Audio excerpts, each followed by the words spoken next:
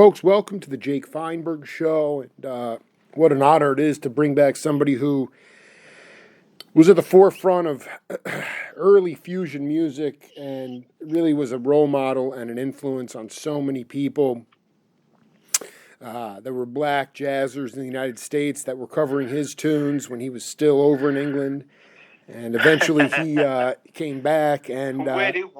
Where do you think all that music came from? Listen, he's jumping in. I can't even finish the introduction. Brian Auger, welcome back. Welcome back. Sorry. Go ahead, Jake. No, it's fine, man. Welcome to the Jake Feinberg Show, man. Yeah, well, thank you so much. You know, a pleasure. It's so beautiful to reconnect. Before we go any further, I have to say I did several interviews with the late great Rick Laird, and you're a wonderful guy. Well, he said to me that this was in our second interview before he got really sick. He talked about you being a guardian angel in his life at a certain period in his life, and it was like, man, at the end of the day, like the idea of jazz or whatever that word means, to me, it is about not just conversational music on the bandstand, but also love and support and camaraderie amongst your brethren. And when he said that, he was, he didn't go into specifics, but he was going through a dark time in his life. And I just kind of wanted to, but the point was that you guys were like playing. You just wanted to be the Wynton Kelly trio. You were trying to burn as hard as you possibly could. And I just want you to talk about how important it has always been to you to have a lot of love with the people that you are creating music with. Well, in the case of Rick, I thought Rick was somebody who'd arrived. I think it actually came from, at that point, Australia, but he was actually Irish. Right. Right. And he was in a kind of bad state, mentally. It was a very tough time for all of us who were starting out. And I found out, I went to call him and found out that he was in a hospital somewhere. So I said, we can't have that. So I went down and spoke to him and realized that he was just, the scene had kind of, got on his nerves. And, so I signed him out and took him home, and he lived at my place as part of my family, actually, called my mum. And we practiced, and he practiced, and he got really strong, and went back out there, and did it to death. Actually, it was amazing. Doing it to. This is the question, though. This is really important because not just Rick, but like there were guys that Don Menza told me he would come back. He came back from the war and was like very disenchanted with the music scene. And like what was going on at that time that was making people disenchanted? I mean, I'm talking like, I don't know, the period of time that I think is just so vibrant, post bebop. Well, it was vibrant, man, but what I didn't like about it, was everyone trying to one up the other people. I played some, I'll give you an idea.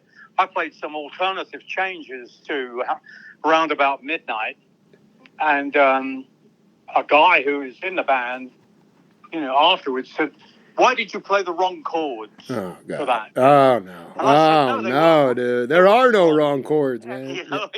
Yeah. And I said, no,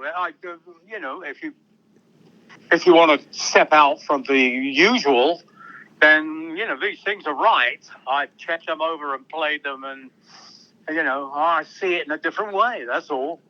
And I said, well, if we play again, you better play the right stuff, the right chords. And people would actually on the bandstand, if you made a mistake, call it out in front of the audience, which I thought was insanely kind of, what are you trying to do? What the heck, dude? So you're telling me that already?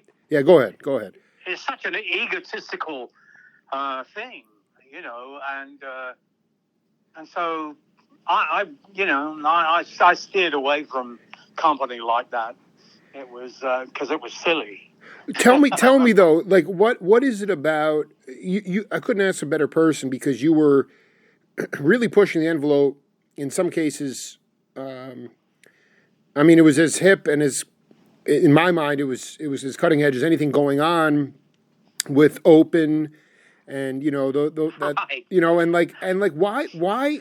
So basically, and I'm not saying Rick, this was the only thing he was dealing with, but it was just like it was getting too, like the purity test was just too strong. Like the idea you had to play everything exactly the way it was written, that if you took any kind of chances or even started to go in your own direction, that was deemed like you weren't really a jazzer. I'm just trying to get the idea. I think, you have to understand something. Jazz is an American art form. Mm-hmm. People didn't go to school to learn all the amazing people that, Yeah, no, we talked about Johnny Griffin and Art Taylor smoking that window weed down there. Yeah, right. There was no. It was a street language completely. Yeah. It was one of those things, man, and what we'd forgotten in England or had been overlooked by different people is, a kind of flavor of the month. If it was Bill Evans playing, all of a sudden everybody is trying to play like Bill Evans, or different people. The next flavor of the month, everybody will be trying to play like Herbie, or good luck. That's all I can say. Yeah, but I can't. Why would go ahead, continue. Yeah, what I realized was that I bet. And the first time I went to New York, I went down the road and McCoy Tyner was playing, and it occurred to me that if you want to hear McCoy Tyner play over here, you can hear the real thing. Yeah. What is the real thing? The real thing is what you are in the middle of all this. So you've got to go home, Brian, and find out who you are and what you are and what you want to play, and see if that works out. But to do this switch to different people, every flavor of the month is absolutely ridiculous. Except that to try and do that, your technique may improve, but your ideas and everything are coming from somebody else. Absolutely. Well, would you say that you, Johnny McLaughlin, Rick, Glenn Hughes, like were you just continuing to be a pioneer? Like how were you guys doing it a little bit differently? You obviously were not, like, to me, you guys were all kind of ambassadors and gentlemen. I mean, like, I probably would have gone off, and if somebody had called me out on the bandstand that I had played the wrong notes, I mean, I might have thrown them right off the bandstand. But I mean, what do you think you specifically tried to do in terms of making it, because that's what jazz is. It's supposed to be, who are you, but yet that individuality was somehow being curbed. It was like, no, don't. We're just going to comp all these masters, which doesn't really do anything for me. Well, no, and the thing is that we listen to everybody, because we loved jazz. It spoke to us in some way. I mean, early on, my brother had Jim. He was about 14 years older than me, and had a collection of American jazz records on 78. So I'd already heard, Duke Ellington and Fats Waller, sure. Oscar Peterson, and he gave me this old radio, and I rigged up an aerial, and hung it out of my bedroom window, and dialed around one night, and all of a sudden, this voice said, "This is the voice of America." That's right, dude. That's totally right. Yeah. American Forces Network in Germany, coming to you. We present the Jazz Hour. And I was like, oh my God. Maybe I've died and gone to heaven or something, So, we didn't think about being ambassadors or anything like that. We just tried to play, as well as we possibly could.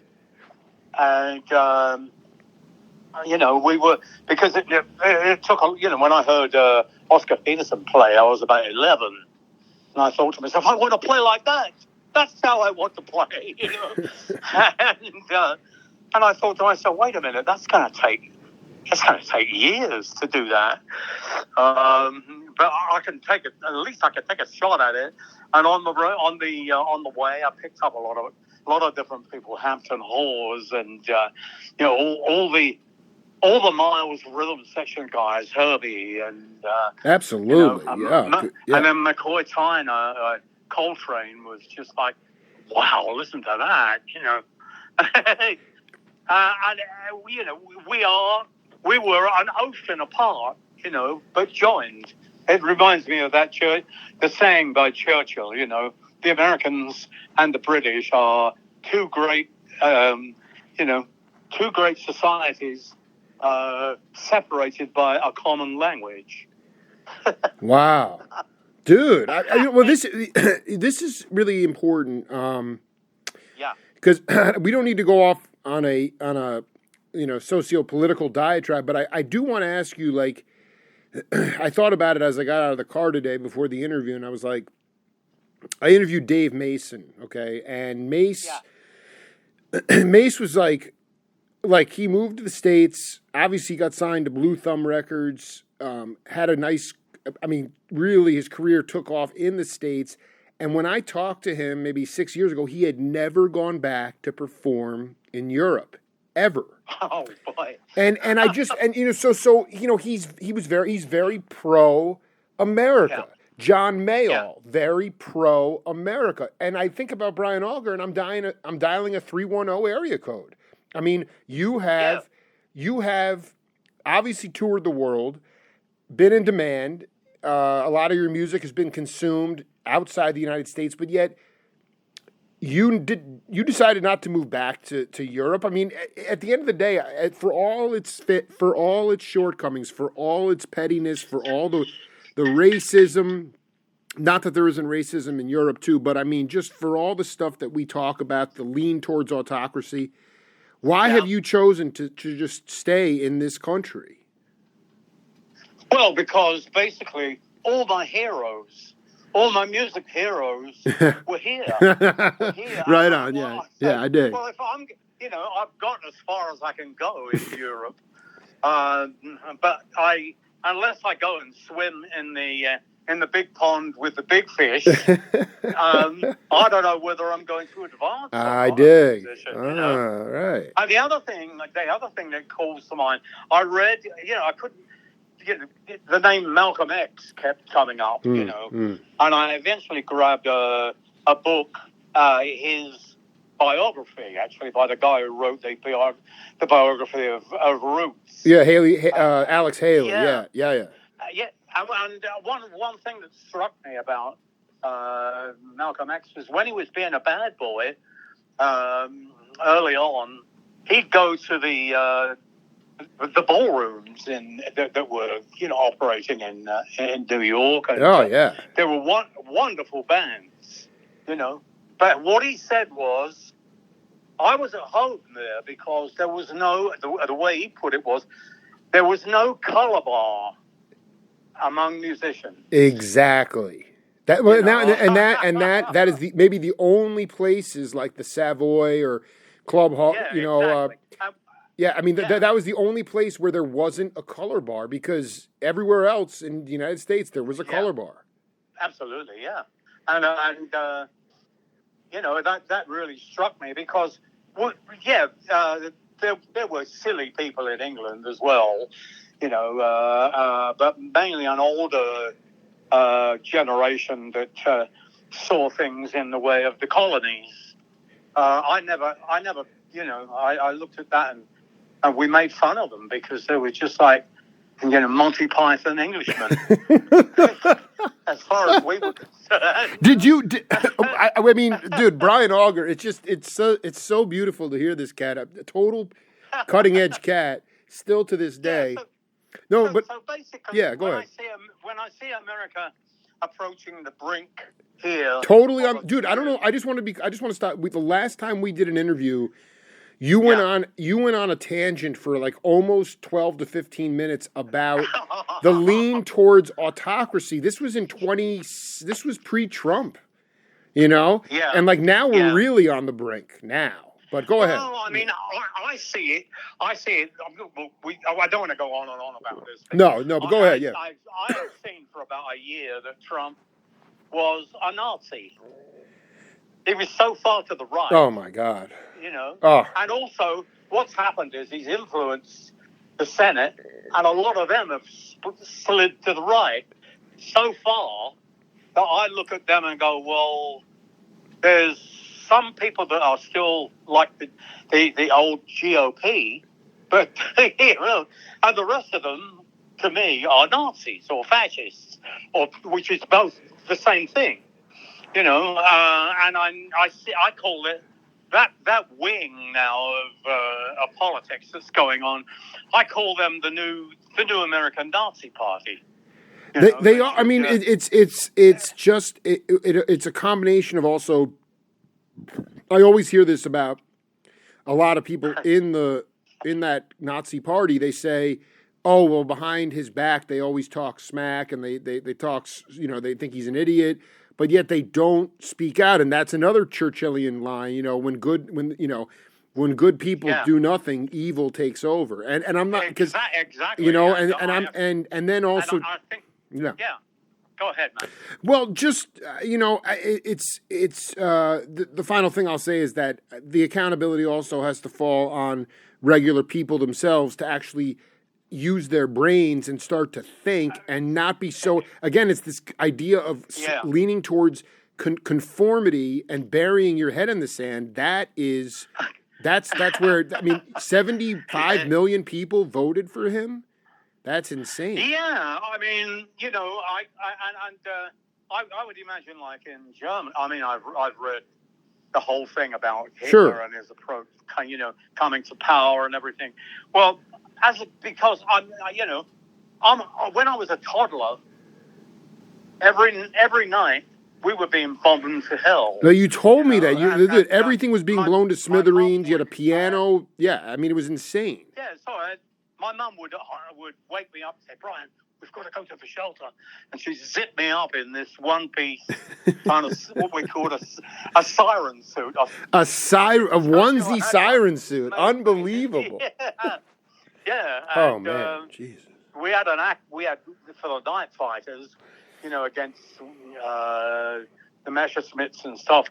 Over back behind us, about a mile away, was a park, and they had the AK guns there, and they would go off, you know, and in the shelter, the ground would shake a little bit, and you'd hear the shrapnel chiming off the roof. Thick concrete roof that we had, thank God, you know. And my brother had a shoebox full of shrapnel, you know, and he'd hear one of these or two of these things go, and he'd say, I'll look for that tomorrow when it's cold. Dude, I mean, we can laugh, but so, I mean, Yeah. Jesus. But I tell you what, I never suffered from fear or my parents, never. It was like, oh, it's this thing again, you know, it's going like...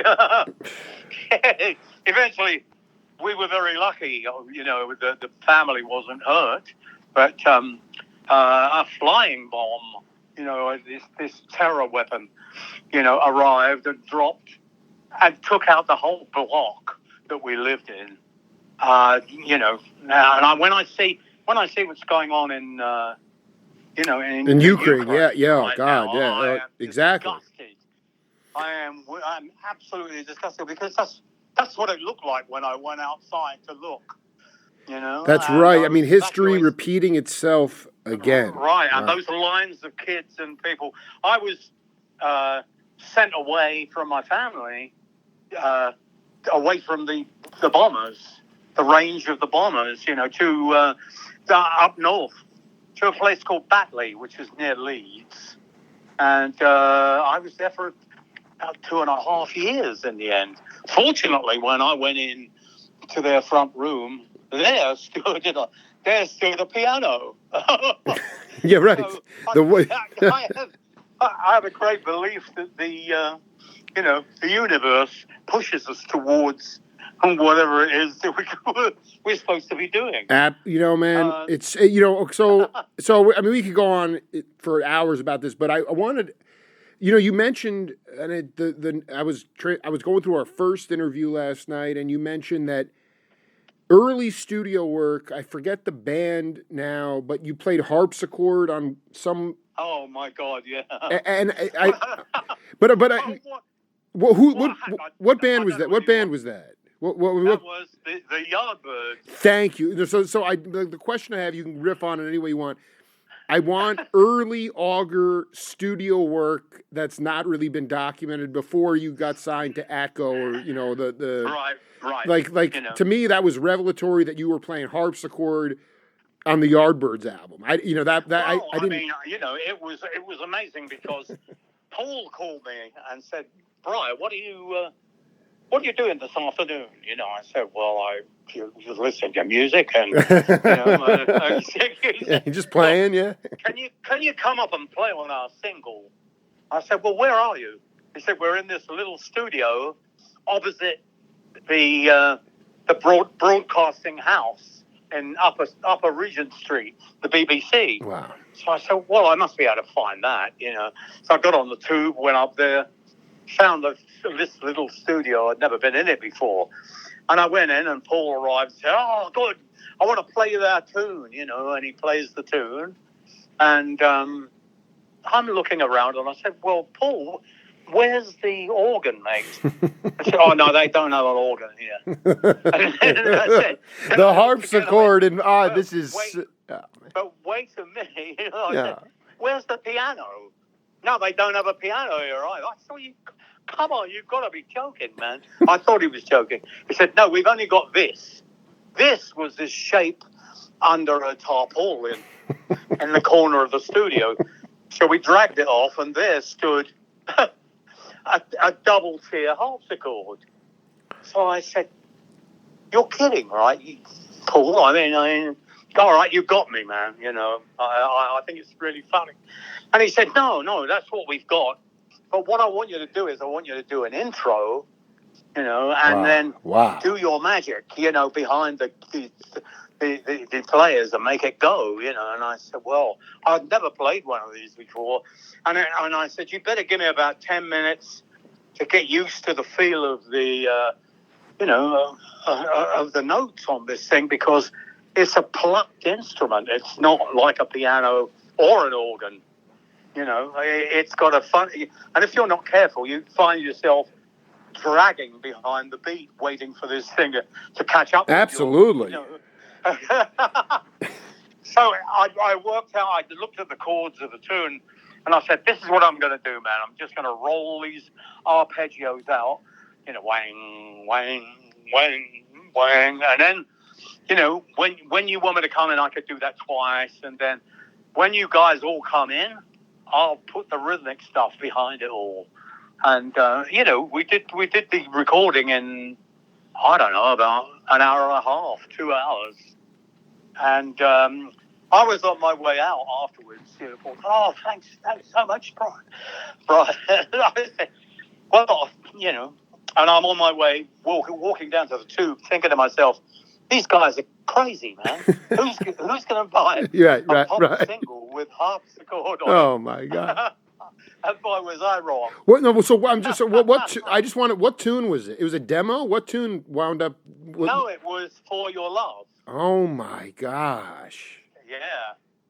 Dude, And the so thing so was, I mean that one's so what other were you doing jingles or commercials? Did you wind up on no. did you do any Yeah. other I want to know about Auger coming in and playing some did you do any other accompanist stuff that's worth, pre Well, I did. I did some stuff for Paul McCartney. you did. I still have a photograph of him. I'm sorry. sitting at What my did you organ do with me. Paul? What did you do with Paul? That was a thing for a trombone player, Chris Barber, and then I did another thing for a singer, and I can't, and what Paul, I can't remember what her name was, but they were, they're amazing. I mean, he was always so down to earth. So we got on like a house on fire. So I want to be clear though. Him and Ringo were coming to check out the trio, and that's how you met him originally, and then he invited you to play on these recordings. Yeah, on the albums, and then when I would go up to Liverpool to play at the university, take a band up there, I could stay over, and they would come and meet me and take me to their house. Oh my God! And we would play records and be absolutely crazy, Dude. I mean, dude, you were. This is the Brian Auger, absolute hero, man. This is So, I mean, I'm just the other cats I want to ask you. So there's these. I just found this album on Lansdowne series, Indo Jazz Suite. And I'm just wondering, you're not on this album. Rick Laird is playing bass, but I just wondered, did you ever cross paths with either Joe Harriott or John Mayer? Joe Harriott, absolutely. Because I mean, this is real. It's Indo Jazz Suite, Harriott and Mayer, and this is by far the first Indian East-West record. 1966, right. Dude. Right. Well, I mean, Sonny Boy Williamson turned up one night when I had the trio, the organ trio. I just walked on stage and, and started to play because we happened to be playing a blues thing at the time. And I heard this rusty chuckle, and there he was, and I looked up, and we were playing Rock Candy. Jimmy McGriff? Brother McDuff, that's right. Yeah, that's right. Yeah. And he reaches inside his coat, and he's got a big pocket, and in the pocket was a bottle of Johnny Walker. And he pulled it out, and he offers it to me. I'm in the middle of this thing, like hell for leather kind of like. That to me is jazz. That is jazz, man. That's freaking. Sorry, Sonny boy. I'm busy right now, but in a minute, Did you Harriott was Harriott a forerunner of kind of a? He seems almost like an Ornette or a Train kind of. I mean, not in his style, but just was he? He was a pretty. It was probably more like a, Cannonball rolled in there as well. He was a great player, and he was a very quiet guy. When I heard Sonny Boy Williamson was going back to America he had a show. They'd given him a show called the King Biscuit Hour. Oh, of course. Wait, he was hosting that? Yeah. Oh my God, I didn't know that. And so, I asked my manager, look, please book some time in a studio. We can't let him just go. Because he's so old now. He ain't coming back, I can tell you. He ain't coming back, dude. So basically, that's what was going on. And then, so studio time was booked. And I got Joe Harriott and Alan Skidmore on tenor. I knew his dad as well as a great tenor player. And then, sorry. Yeah. And then, my current rhythm section at that particular point, and we just went in there at 9:00 in the morning, and I came out and said, right, Sonny boy, what do you want to play? There was no charts or anything. And he grabs the harmonica and it goes, bam, bam, bam, bam, bam. That's it. So I said, did you get that, guys? And they all looked at me. Said, well, yeah, So anyway, we finished an album, and before 12 o'clock, 1 o'clock, and then rushed him in a taxi to catch his plane. So you got him right before he left for the States, went back. Wow. Yeah. And is that commercially available? I don't think I've ever seen anything like that. Well, you must give me you must give me a postal address after this, and I'm gonna send you something. Oh, please! I mean, dude. So that you're telling me it never came out? It did come out. It came out in England. Oh my God! And he also sat in on the Yardbirds. There's a record that he sat in on a couple of people who were blues players, and that was it. Once he'd gone to the States, I didn't hear any more from him. Wow. But I did sit with him before he went, and I said, Sonny boy, do you mind if I ask you a personal question? And he says, no, that's all right. And I said, well, I'd like to know how old you are. And he says, oh, well, I don't rightly know. He said because they weren't doing any records of, nobody wrote down any record to us when we were, and I thought, oh my God, oh, never mind. I said, oh, he actually didn't really know what year he was born or anything. He didn't know. He said, I think I'm in my 70s now, It was probably about 76, but who knows? And then the other thing I asked him was, there's a thing that crops up over and over again, man, in like blues music in the States. This thing about Saturday night fish fry. And I said, what was that all about? He said, oh, yeah, well, we'd get paid on Friday night, and we'd all go out, we'd buy a load of food and booze, and and then we'd play all night, all the way through, we'd party all the way through Saturday and Sunday. And then Monday morning we had to go back to work, so we had to clear up, after that. Right. Yeah, but we had a great time, man. We always found a couple of dead bodies on Monday. Oh, my. I said, oh, Christ. Oh, my God, dude. The fish fry gone wrong. Right. I said, I've been to a few parties, but... yeah. He was quite... Well, so, I mean... I'm going to read off a couple of accompanists also here. Eddie Blair, Pat Smith, Smythe, and Alan. Pat Smythe. Pat Smythe was amazing, man. Now, so tell me about Smythe. Was he?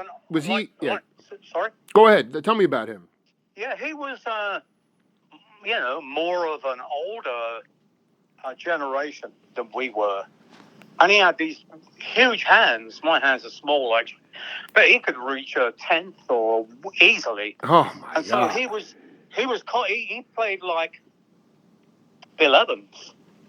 It could have been Bill Evans, And anyway, he was a gentleman. And I had the good fortune to sit with him and talk as we all do. And, I found out that he was in the RAF. During the war. Really? The Second World War. And I fought in the Battle of Britain. And I said, Pat, I am astounded. He said, so am I, to be in one piece. Anyway, I said, but, so many people I knew, had a bad time during that time. Well, I was lucky. He says, one day, what happened was, if you got shot down, you did your best to make it back to, England and crash land in a farmer's field or something. And they would run out with their tractor, pick you up, take you to the local aerodrome, and they put you in another. It was so terrible, they put you in another kite. And they send you right back? And send you right Oh, back. my God. And he told me he was really, really lucky because he got shot down 3 times in one day. How about that? Oh, my God. And you're telling me this guy had the touch of, like, Bill Evans? Oh, yeah. Oh, my God. No, it was beautiful, I mean, if he was playing somewhere and I had a night off, I would go and check him out, because he played a lot of Bill Evans tunes, and he played them so well. It was, there you go, and it was a very nice guy, really. When I also want to be clear about something. In '68 Berlin Jazz Festival, did you go with the Now Trio, or did you go with Trinity? No, I went with the Trinity. You went with Trinity. Now, I mean, the only thing that I could even think vocally that comes close is, like, I mean, there was kind of like, compared to what was going on a little bit at that. Yeah, right. But it was, I mean, when that blew my mind, you're like, we came on before the Dizzy Gillespie Big Band. But, I mean, right. was there was there anybody else even close to as progressive at that show? I mean, that was way out. Yeah, there was. Who else? There was a guy called Don Ellis. Oh, well, that. I'm glad you brought up that name because I love him, but he freaked out a lot of jazz purists. Yes, he did. Go ahead. Well, what happened was, I liked it. I liked his music. Yeah. And played some of the stuff. And he became a friend of mine and used to come round in the West End when I had a flat round there. And we were both on this festival. And when he went on, I saw his performance, and a lot of the audience stood up and booed. And I thought that fucking really rude. You're so rude. He had like 3 upright bass so players. cool. Unbelievable. Yeah. Unreal. Yeah, and the next day, I think it was, that we went on, and when I went on, about 50 people out of about, I don't know, a couple of thousand stood up in the front and booed immediately. So I wasn't having that, So I grabbed the microphone and went out there and said, "Listen, I don't want any of this." Oh my God, this is right. Unbelievable. Yeah, and I said, you might not like, because I was dressed in like, yellow crushed velvet trousers. And, dude, you were the hippest cat around. I mean, people were absolutely aghast. Yeah. So I said, you might not like my clothes, but until you listen to my music, you can't boo. And the rest of the audience cheered. So there was this cheering and booing, and it was like a sporting event. I mean, that's unbelievable. To me, it was the barriers being broken down between jazz and the new stuff that was happening. Well, because you were so into, beside just the devotion you had to the standards, you were you were so into the R&B and that greasy, funky stuff. We've been through all that, And who should come up and talk to me but Dizzy? And you mean after you I was like tongue-tied, because what an icon. And he says to me, I remember he's got this outrageous jacket on. It was like some tartan thing that he'd had made up, and he says to me, "Hey, Brian," he says, "you should come and play with us. Come jam with us, dude." Yeah, that was like, I thought, wow, what an honor that was. So, just to be told. So, that was, that was what was going on, man. Was that in some way? I mean, despite the frenzied crowd response and things like that, was that because there were a lot of American bands there and was that kind of a gateway for you towards getting to sign with Atco and those? I mean, how did you connect with the American record companies at that point? Well, I think that our record was sent over to Atco, or they asked for us to be on the label, and that we ended up, for a time being on Atco. And the the amazing thing is, the first time I went to New York, I went up to Atco Atlantic, and went up the stairs, and there was the promotion office. I knocked on the door, and I opened the door, and there was a guy called Big M, Mario Medius. Whoa, dude! Oh, wait, hold on, dude. He's a big fan of mine. He's still with us, man. There you go. Big M, dude. Holy and he's cow! talking on the phone, and he says, "What? This is great, man." He says, "Hang on a minute, he's here." So, wait a minute, what's happening? And he actually gives me the phone, and it's Eddie Harris on the other end. What a time to arrive, And so, and another, conversation that kind of, I thought, I don't know what's going on, actually. It's like, but anyway, I made friends with Big M, and Big M took me to the Count Basie Club. So, you want to come to Count Basie's? I said, yeah, give me the address and I'll meet you there. He said, oh, no, you won't. No, we're going to meet up. I'll take you down there. Yeah. I will come and collect you. And he took me to the Count Basie Club, and there was an organ player there as well. He was, and people were very, very hospitable, as I was the only white guy there. And it was really amazing to be out with the Big M. So, dude, I'm so psyched that Big M took you out on the town, man. That's so that's right. Yeah. Wow. I would be remiss. We've been jumping around a lot, but tell me talk to the audience a little bit about. Well, I know that you have a lot of content that you're promoting right now. Can you talk a little bit about, like, ultimately why you're excited about what you're putting out, why you're doing it now, and then ultimately what is in store for people?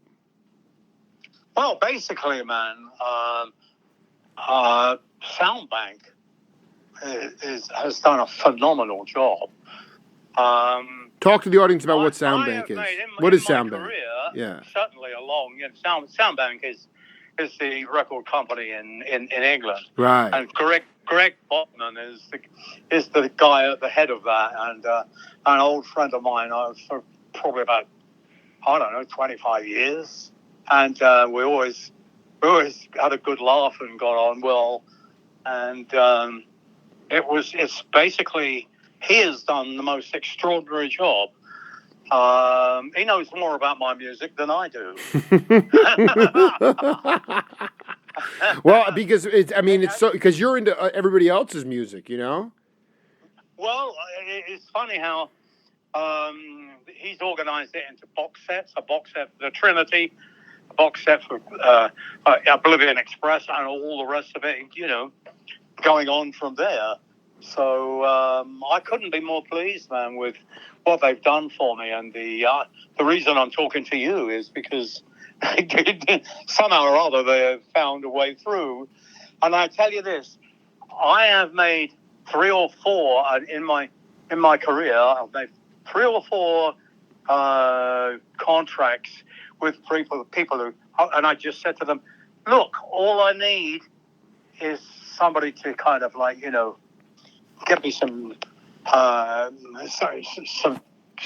of press and and to publish what we've got, and they said, oh yeah, and then they signed me, and they did nothing. Oh yeah, see, that's yeah, right. And when that happens over the years, it gets to the point where all of a sudden, when somebody's doing something to the extent that Greg Borman and his the people that work with him, and thank K7 from Germany, of course. And I just can't believe it. It's finally somebody's doing something. Well, and it's actually really a blessing, because for all the disenchantment, you're still on this planet to see the fruits of it. I mean, that music is, everything about it. I just kind of got hip to the. I found the Now Trio, and that album is. I didn't think anything could get more burning than the Oblivion stuff, Live Oblivion, but this, for its time, was just like. There were lyrics, and it was not just like a straight ahead jazz. It was just like right. It was burnt. Well, that's just where I came from. All the straight ahead stuff, man. And saxophone player Tubby Hayes, for example. Yes. Now Tubbs used to, if we did a gig, like it was a pickup gig. Whoever was playing, was playing, and if I was like that, he knew every song in the book, and he used to say to me, "Right, you can pick pick the songs for tonight," and I'd pick out of the way stuff, and I couldn't stump him. It was amazing, We had to, and I had gigs where. One place was a casino in Knightsbridge, and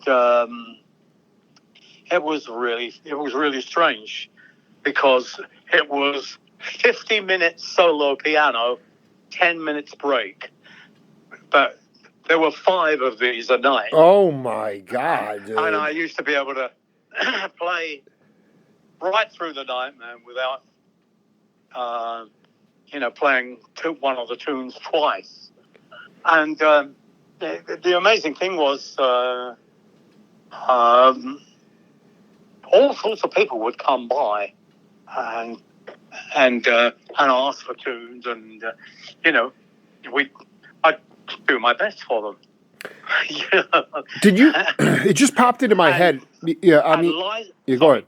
No, go ahead. I was going to say that one of them was Liza Minnelli. No. Would come in, and I think she was in her late teens at the time, and she knew a lot of tunes, and wasn't shy about trying to stump me. And ask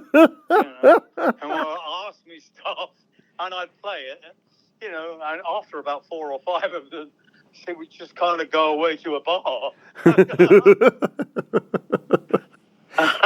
You proved yourself. She couldn't stump you, so she disappeared. There's a couple of things, did you ever get a chance to see Pharoah Sanders?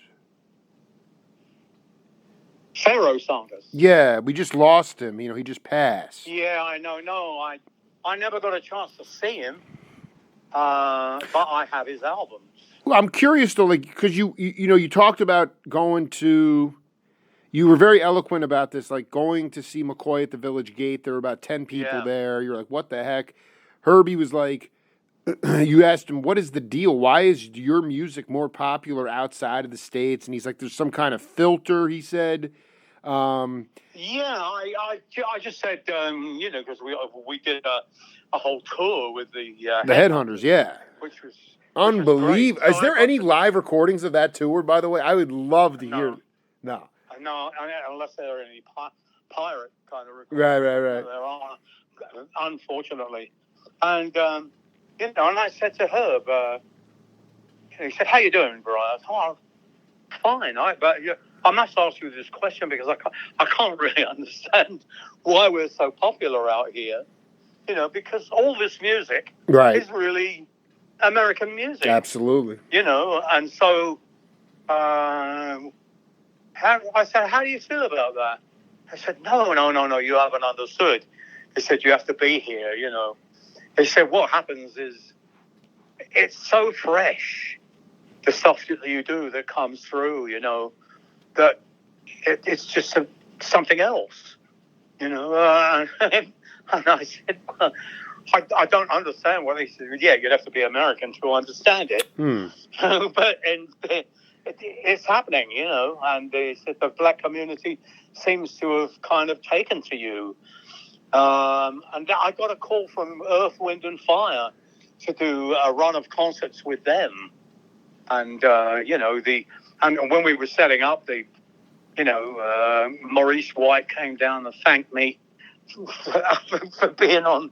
I said, I should be thanking you. I love your music.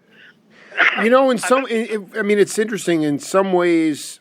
Obviously, what you guys were doing was so burning and sophisticated, but for those guys, being people of color in the States, having essentially, even though you guys were from across the pond, white-skinned cats for the most part. It was a mixed race band, obviously, but you know, like, that's the deal. I mean, Brian, like, you were more palatable to look at for Americans. That's really the core. The core of it is that. I mean, that's why those cats. I mean, so many starving geniuses, and not that your music wasn't freaking righteous, but you're like, you know, all the music that we were influenced by came from America, people of color. Of course. But yet that's too threatening for this country.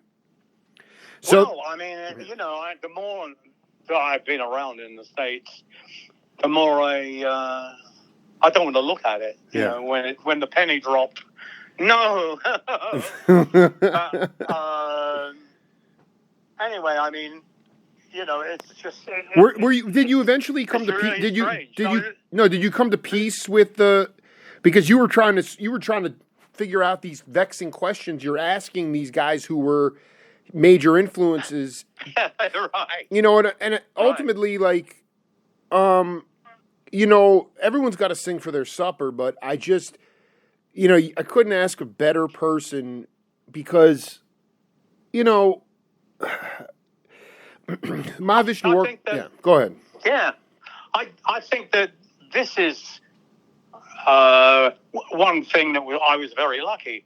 As a little boy, my father was in the St. John's Ambulance Brigade, so he went out when the bombers came over to help people, and you know, and then when our troops were demobbed at the end of 1945, 46, the medical guys all seemed to, you know, stay in London and get different things in hospitals, and you know, and they would, you know, Dad would bring them home, and so they would sit around. You know, we didn't have very much, but whatever we had, we shared. You know, and there were guys from Africa. You know, there were guys from India. Wow. From the Commonwealth or the, you know, the colonies, as it might have been. But they were welcome, and so it was normal for me to sit there and be amongst these people, you know. And, you know, my brother had this collection of American jazz. And so I grew up, and, you know, I had football players that were idols, and but my real idols were all these black musicians from America. Well, I mean, it's so beautiful. I mean, how can you talk about, like, your you know, you kind of like, I'll just throw it out there. Did you collaborate, or were you on early tours with the Oblivion with John Mayall, the Blues Breakers? Well, no, I knew John Mayall from London. Right. And, you know, I'd go into the Flamingo and open the band room door, and there'd be John asleep on a bass cover. Because that guy, I mean, he's kind of a salty character. I did an interview with him. I mean, you know, but he was the one that was, like, totally breaking down the color bar, but also saying, like, because you know, his bands were, when he came to the States, I mean, you know, he had Red Holloway and he had Blue Mitchell, and he's like, man, why, of course I'm going to go to the States. I want to get the real Blue Mitchell, you know. I mean, he's there. Yeah, right. And yet, so it was just. Did you guys? when the early Oblivion, did you wind up like, well, I guess obviously you played the Whiskey a Go-Go, but I mean, were they kind of, because Herbie and the Headhunters, that was 74, 75-ish.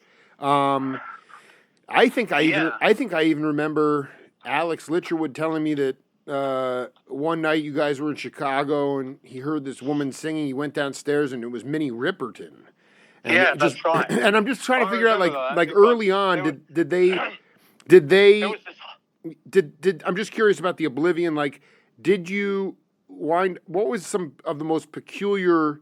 Were they lining you up with similar British acts like the Blues Breakers, or were you doing like Sly Stone or the Dead? Or I mean, I'm curious about like early tours when you first. well, I think one of the strangest tours that we did This is what I'm talking about. was was with Kiss. No. And then No way, dude. And then who was it? Was it King Crimson? King Crimson, maybe? It was Chris, us, and Rush. Oh my God. No way, dude. Yeah, and it was okay. It was okay, dude, because you were rubbing off on them, man. They were feathering the bass drum on that shit. You know, it was really funny. Oh my God. I was in Chicago. I must tell you this. I was in Chicago. Yeah. And I played at a club right in the middle of town. This was with the Oblivion Express, you know. Yeah. And we all filed in, and this ragged guy kind of came out of the doorway and said, "Hey, Brian, hey, man, I just want to shake your hand, man." So I said, "Oh, that's it. How are you? What the hell are you doing out here?" It was absolutely freezing, man, you know. Wow. So I said, "Oh, well, I've been waiting to meet you, you know." I thought, "Oh, this is absurd." So I bunged him some money. I said, "For God's sake, get yourself a room or you're..." And he said, "Oh, you know, that's it." He said, "I wanted to tell you something." He said, "You know, because I love your music." He says, "I used to go to this black ballroom in South Chicago, and they put that tune on, Bumpin' on Sunset, and everybody would get up and line dance." Wait a minute. They're talking about your version of Wes's tune. Yeah. That is the freaking greatest. They line dance to that? They line dance. You know, man, to it, I mean, man. I'm sorry. That's a line dance I'd actually take part in. Because normally I'm just like totally jitterbugging. I mean, everybody should be able to dance. Right. I hate line dancing. Again, it's conformity. But if they're line dancing to Alex playing, you know, riffing off the cuff, man, with you guys, I'll line dance to that all day, man. That's unreal. Yeah. And I got a after I'd recorded it the first time, I got a letter from Wes's wife saying that's the best cover that we've heard of, you know. Oh my God, it's the greatest. I mean, I can't. I mean, you know. That is freaking. I mean, talk about honor. I mean, it's just like that to me. Like I'm so envious is the wrong word because I'm not a musician. I feel like you have to. I mean, you have to be content with all these incredible feedback that you got from not just these original masters, but guys that you really did look up to. And you know, as a radio guy, I wanted you to talk about this too, as best you can, because it really speaks to these beautiful sort of regional pockets of music that just came out of nowhere. Again, Alex, I'm sort of going off memory here, but he said that just out of the blue, in the mid-'70s, the Oblivion Express, I don't know what album or what tunes, all of a sudden you guys became red hot in Cleveland, Ohio. That's right. How did that happen? That was the Closer to It album. Yes. And I had two guys from Trinidad in the band. Yeah, Langston. You know, and I made Second Wind, and I was so I was so down because I lost people from the band. But that was happening all the time, you know. Somebody had see the band and then make people offers they couldn't refuse. And that was okay, you know. It kind of like got it all rolling. But now let me read you the quote exactly. I want to read this to you, then you can riff. Okay. This is from Alex. He said, Brian's album Closer to It had broke in Cleveland on regional radio. They had posters up everywhere. When we finally got there, the audience was 75% black. The audiences loved that music and thought it was a black band because it came from black American music. Brian's music came out of Herbie, Jimmy Smith with vocals. We made a lot of friends in Cleveland, tall black American basketball players that would take us to their part of town. We went into the hood and walked into this party, and who's sitting there at the table but Greg Allman? Yes. He was the only white guy there. That's right. But this is the important part. It showed me that racism was and still is a serious problem, but it wasn't coming from the black neighborhoods. We were welcomed. No. And it didn't matter what color we were. You know, that just the idea of like, I mean, I just want to be a roadie with you guys being escorted by NBA players into the black community, dude. That is the sickest thing. That you did it. That's the Trinity right there. Well, you know, the other thing was Herbie had this roadie actually. And yeah, I know his name. I can't think of his name right now, but I know who it was. Yeah, it'll come to me. Yeah, but we made friends, and you know, we'd go out after the gig. And take Paul Jackson with us. Oh dear! Oh dear! Oh dear! Oh dear! Anyway, the roadie said to me, "Hey, Brian, you know, when we get back, this is at the end of the tour. So at the end of the tour, I'm going to become a minister. You know, would you come along? I've got to give my sermon, and it's this church. It's in San Francisco. I used to live, you know, out in Marin." And I said, I'd love to do that. And he said, okay, man, I'll tell the pastor that you're going to come. So there you go. I thought, oh, the pastor ain't going to know who the hell I am. So, and also my wife's mum and dad had come over for the first time. And they were from Sardinia, you know, Italian island. They were wonderful people.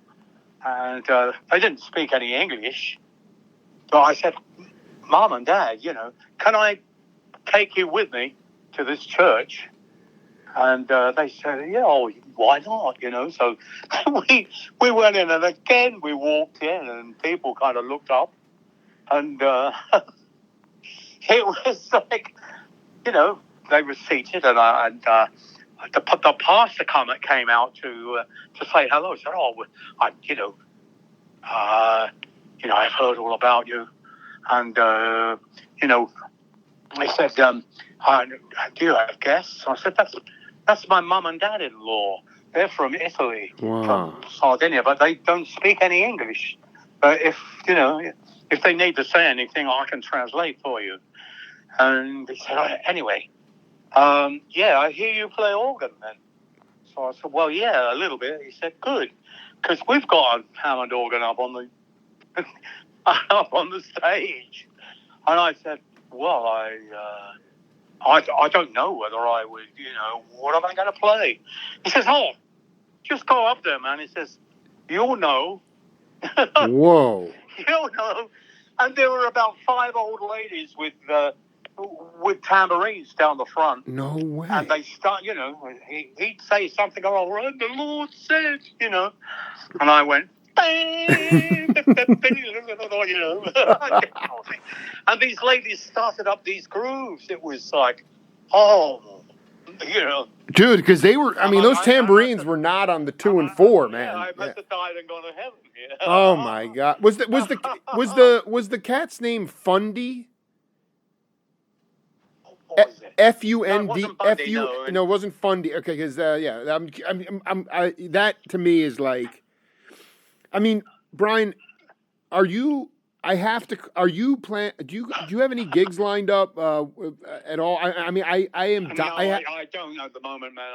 Tell me a little bit about your point of view as it relates to the live music experience coming out of this pandemic, and is there anything? I mean, I think I know the answer, but is there anything that you took for granted before this shutdown that that you want to come back and you'll never take for granted again?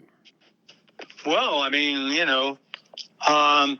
the quality of the music, man, before the pandemic was absolutely amazing. Mm-hmm. Yeah, it was burning. Burning. Yeah, people like Marvin Gaye and Donny Hathaway, Aretha Franklin, Sarah Vaughan, man, the best ever. There'll never be anybody that sings any better. I'm looking at this album, Sarah Vaughan with Earl Palmer right now. Totally, I'm gonna throw it on right after this. There's an album, and she sings this song called "Nobody Else But Me," and it's just absolutely, she's on fire. There's somebody that could have done anything. I mean, she could have gone into like opera and handled all that, but she was a jazz lady, and boy, I did get to meet her once. She was just absolutely a sweetheart. Did you meet her? I know that piano player Carl Schroeder was with her. Did you? Well, she had a trio actually. Yeah. With her, and I knew the guys in the trio, and they were rehearsing next to me in Hollywood in the next studio, and somebody said, "Hey, Brian, you know who's next door?" And I said, "Who?" "I'm Sarah Vaughan." I went, "Oh my God, I've got to go and kneel on the floor in front." And I went to see her, and she was sitting on the sofa, and looked up, and I said, "Sarah, you're my absolute favorite, singer of all time, and in the jazz world, and I just wanted to say thank you for wonderful music, and my daughter loves you and tries to sing like you, Ali Auger."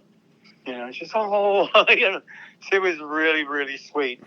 And that reminds me of another thing. The Staples singer. Yes. We were talking about church. We did this thing early on called Marching the Freedom Highway. Yeah. Which is when they first marched across the bridge and were treated like God. It's unbelievable to see it. But, I was in Sweden, of course. This was only a few years ago. And I'm walking down the corridor to get ready to go on. And there on the door, I see Mavis Staple. Wow. And I said, what? I've got to go in and just say hello, No, totally. I knocked on the door, and little Mavis turned up and said, "Yes." And I said, "Mavis, my name is Brian Auger. I did this, I did this version of Marching the Freedom Highway with a singer called Julie Driscoll on one of my albums." "Oh, yeah, well, come in." So I went in and had a little conversation with her, and I said, "Look, Mavis, I'm so happy to meet you, but I must get out now because I'm going to be late on stage, and I can't do that, I don't do that." She said, "Oh, that's all right, honey, and you can, I hope to see you another time, She said, "And thanks for coming in. This is the one. Thanks for coming in. and you looking so fine and old." Oh my God! And I went out and I was walking down. And I thought, "My God, I've just been hit on by a 90-year-old." I love it. Oh my God! Well, listen, I'm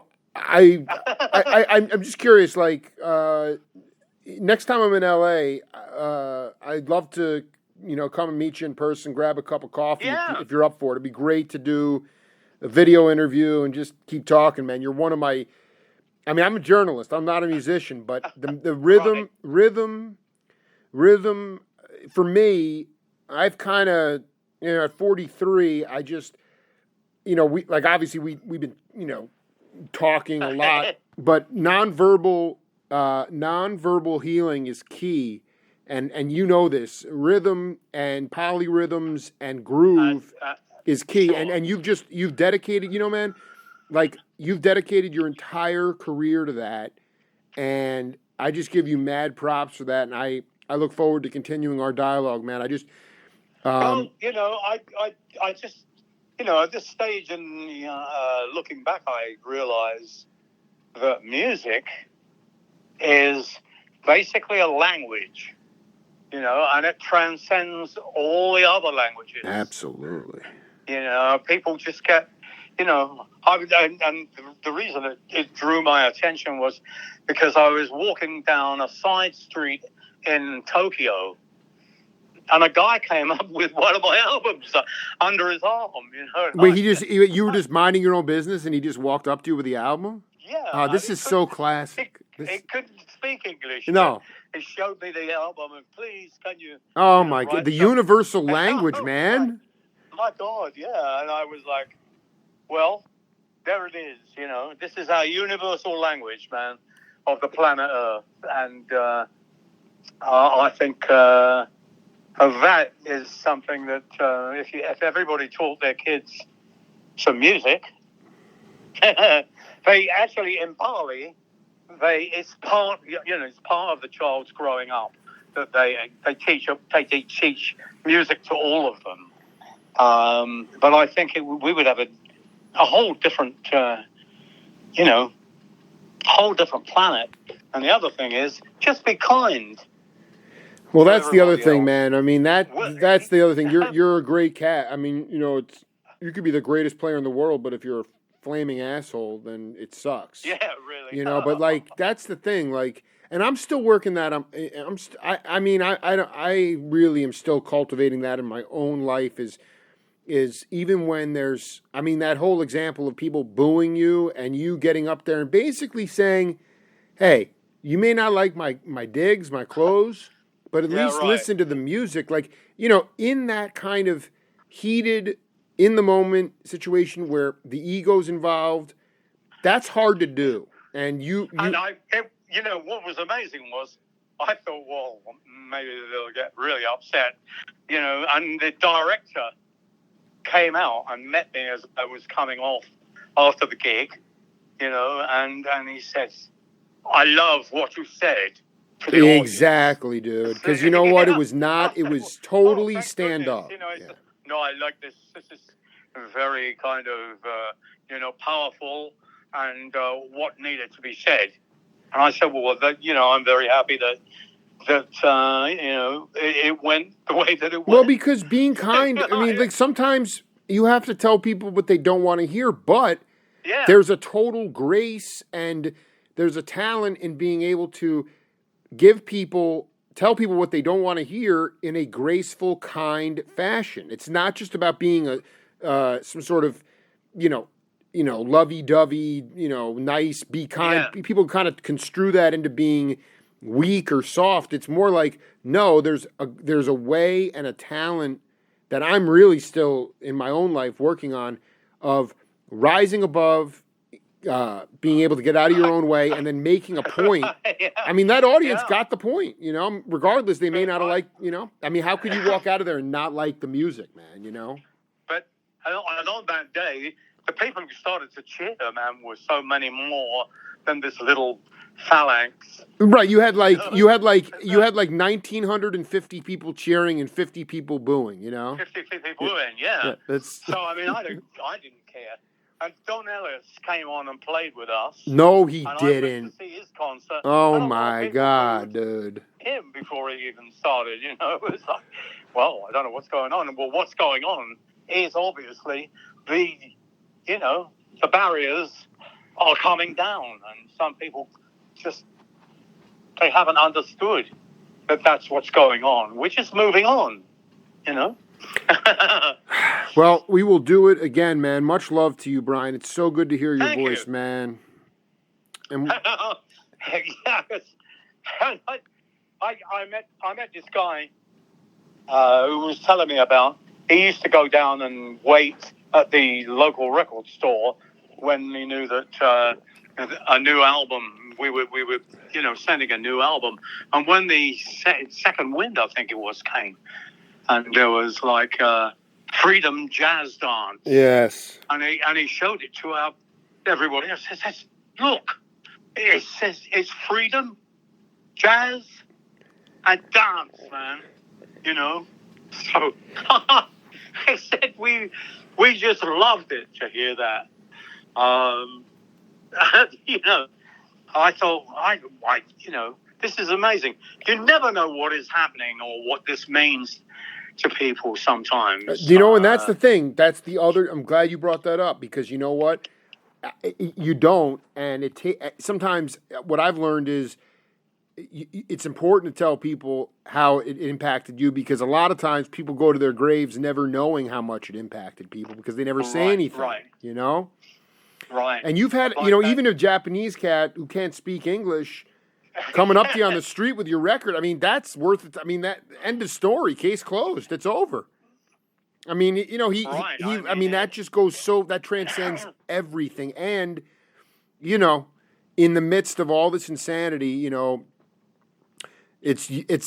is love for, absolutely. And this is misinterpreted because it means so many different things. But kindness towards people, no matter what, I think that would make a different world. And the other thing is, I wish to hell I'd been around to see people line dancing to Bumpin' on Sunset. Well, I first of all, I'm just like that. First of all, wait, hold on, because I'm correct me if I'm wrong, but the studio album with Bumpin' doesn't have lyrics, but the live one does at Whiskey. Is that right? Yeah, and the lyrics seem to just come out of the air. But I mean, the live Oblivion was like 73, wasn't it? 70. Yeah. Yes, it was. Yeah. So I'm surprised that and it's funny because it was who started it? I think it was Alex Littlewood, and one night just suddenly came out with one line, Oh my God, it's the greatest freaking thing in the world, dude. Where's Montgomery? Yeah. Oh, dude, where's Montgomery? Man. A piece of the sky. I was like, whoa. And so I added some lyrics on, When his music plays, his soul will reappear, Dude, I got to tell you something. You know what I need? I need a couple things from you, and I'll email you. But number one, if you have that Sonny Boy Williamson recording, I'd love to hear that. But the other thing is, I've looked up. It's funny, you can look up, lyrics of songs on Google, obviously. I looked up Oblivion Express, Bumpin' on Sunset lyrics. There is nothing available online. If you have, I need to know what the lyrics are, because Alex's mutt accent, it's hard to know what he's singing sometimes. Yeah, right, exactly. But anyway, that is the most, and I mean, line dancing to that. I mean, I would have died and gone to heaven, man. Period. End of story. I would have loved to have seen that, but I mean, when that guy told me, I was like, oh my goodness, amazing. All right, man. Listen, let's be in touch. It's so good to hear your voice, man. Much love to you. And to you too, man. And here we go again. Yeah. No, hey, listen. All we can do is affect change in our world. Keep doing it, and we'll be in touch. Well, I'll see you sooner than later. Exactly. Okay. Yeah. Yep. Cheers, man. There you go. All right. All the best, eh? Hey, man. Cheers. Talk to you soon. Yeah. Bye. Take care now. Later. Take care. Bye.